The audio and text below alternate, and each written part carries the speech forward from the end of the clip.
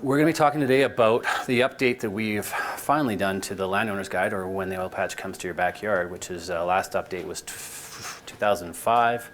It's a little bit a long time ago. Just a little background here. So the Pembina Institute is an organization working on the clean energy solutions for Canada. What you have here on as a picture is actually the lodgepole blowout near Drayton Valley, which is the moment that landowners and concerned citizens in Drayton Valley got together and was the genesis for the beginning of the Pembina Institute. Hence the name Pembina River goes through Drayton Valley, and we were the Pembina Institute for Appropriate Development for many years. And that's a very important name title because we're appropriate development. So we are an organization that works with others to put together the right kind of energy projects, everything from oil and gas to renewables to alternative energy sources. So I will start here. So today's presentation, we are going to give you a little bit, just a flashback to what the old guide looked like. And then we're going to go through the update, why we did the update, and then what are some of the key goals and the processes involved with the update. And then I will talk about some of the outcomes, because we are this close to having a draft for review from experts in the province to give us their feedback on a very short and nice and tidy document of 250 pages. The original was 170, and it just sort of reflects the volume of new information that has to be brought in after 10 years. So to start with, there it is. That was the 2005 version, and some of you may or may not have seen that before. It was led by an incredible woman, Mary Griffiths, who worked with Pembina for probably a decade. Just total Energizer bunny, lived and breathed these issues for landowners in oil and gas, and was a solutions-based provider on these things, and is a great mentor. I've had many great conversations with Mary. She's now retired. And is in her 80s and still just a spark plug, just one of the smartest people you ever meet. So it's really great to be able to carry on the legacy of the work that she's done. Okay, so why do you think we needed an update? Well, there's a few things that have changed since 2005. One is we now have the Responsible Energy Development Act, and that's the overall act that's governing oil and gas and fossil fuel development in the province. It is a very, very significant piece of legislation. I think some of you who may have exposure to it, it just completely changes the landscape in terms of what landowners and concerned citizens and others in the community have in terms of access and feedback into the industry and into oil and gas development in their backyard. Secondly, we have a new regulator, the Alberta Energy Regulator, which is taken over from the ERCB, Energy Resource Conservation Board. And with that is actually, again, quite an interesting opportunity, because the AER is going through quite a dramatic change, in the sense of very dramatic culture change, trying to get to this best-in-class or regulatory excellence, and also living with, frankly, some of the legacy and some of the shackles that are involved with RETA. Secondly, and I'll flip to this now as a slide, shale gas and tight oil is the future of development outside of the oil sands in this province. And this is a bit of a case study that has occurred now in Alberta. It's the Lochend region. So you'll see here, this is just a little bit northwest of Calgary, just above Cochrane. Actually Lochend, Cochrane isn't part of it. So the black dots are all the conventional well sites, and that was from 1950 through to the early 2000s. And it was 35 wells over 50 years. The red flags are all of the unconventional tight oil well sites. And they all came in between about late 2009 through to 2013. It turned out to be 46 well sites. Now, I'm making a distinction here. So 35 wells, so that's one hole, one drilling rig, versus 46 well sites with multiple wells being drilled at each one of these, occurring in a 3-year period versus 50 years. And this is particular with how shale and tight oil is developed. They're usually very tight sweet spots. In this case, 12 kilometers, 10 kilometer sweet spot. And they want to get every last little ounce of the play. So they'll come in and be very systematic. It's almost, grid-like in terms of the development. It is what it is. This is what shale is. But I think we have to understand when we're talking about development, this is not our grandfather's oil and gas. And when they come into town, it's very, very industrial, very active. There'll be a lot of air emissions. There's a lot of traffic, truck traffic. So again, this is something we really do have to be able to educate landowners and others about what you should expect, what you need to be aware of, and how you'll be able to manage for that. Secondly, this is actually borrowed from the great work that Brad Stelfox and Elsie's are doing. This is their model here. So this is 2010. The black lines generally show the population or urban dense spots. The colored spots are areas representing what is energy or energy wells or active oil and gas. The next slide here is going to flip through to 2030, and it's going to show us the population change as well as where oil and gas will be developed by 2030. Maybe this model changed a little bit as of the recent downturn, but there are a few plays that we know will likely go forward, and this is in the Airdrie area. So we're going to have direct conflict, potentially conflict. I should say that, because I think we can manage and do a better job of being able to manage what's going to happen between populations and oil and gas collide on this. And the Lochend is perhaps a bad example of our example of how not to do it.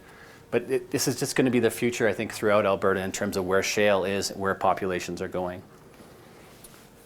So what's the purpose of the guide? And this is, again, this is very clear for us, was we don't want to be in the game of trying to bias people. We are trying to provide clear guidance and information through the guide. We want to be able to fact-based what's available through regulations, what's available through directives, be able to create it into a concise format that people can be able to read so that they can have a common ground, be able to have this understanding and conversation with industry, or industry having a conversation with landowners, with communities, with municipal districts, all of just being able to have the conversation from a common understanding and ground. The other really big piece, and it is people have to get up a really steep learning curve if they have oil and gas come to their land or if they're having it in their neighborhood, and we want to be able to provide a resource that is accessible. And so when I say 250 pages, that worries me, because how accessible is that going to be? So that's really one of the big goals with it. It's going to be highly detailed in this guide, so that it's going to be fact-based, highly detailed, and as much as possible, we're going to have ways to pull out information, to allow people to pull out information quickly from different chapters.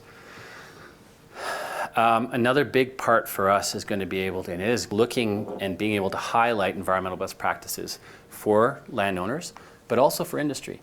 And I think this is the other thing that I didn't talk about when we're talking about shale play or the tight oil play. A lot of the shale and tight oil companies are actually junior players. So for them, in many cases, they're focused on the resource, and this is the first time in many ways that they've had to interface with stakeholders and landowners, and it isn't really a part of what is ingrained necessarily in their business model. And already having good conversations with some of these junior companies, they are looking to this guide to be able to help them. What is the information that we need to be able to share with landowners to help them have this common understanding, and what are the ways that we need to be good neighbor? And we've seen some challenges with some of the junior companies, really focused on the resource, not necessarily focused on what it means to be a good corporate citizen in this space. And then finally, I mean, this is sort of a no-brainer, but it's important that we want to be able to outline each of the stages of oil and gas development, from seismic right through to reclamation, and putting back the land into landowners' hands in a form that they can use, or more than that, I guess. So when we look here at what our key audiences are, I mean, I spoke this already, it's landowners. We want to be able to get an understanding here of what oil and gas development looks like, what to expect, how to get involved, and create that common understanding. On the other side, for industry, we want to be able to have, what are your obligations? What are the rules and rights?